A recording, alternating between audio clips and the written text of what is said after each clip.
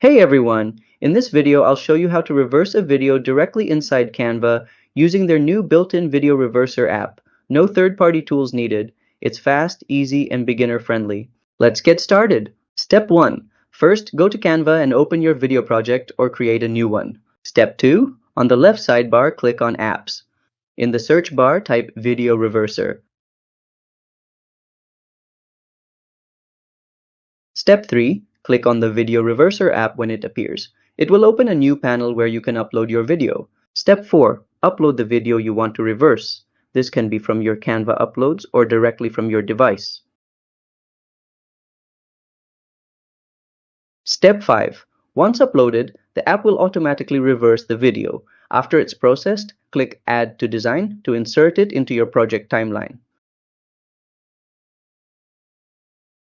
Bonus tip. Want to create cool effects? Combine the reversed clip with music or slow motion inside Canva to make it even more engaging. And that's how to reverse a video using Canva's built-in tool.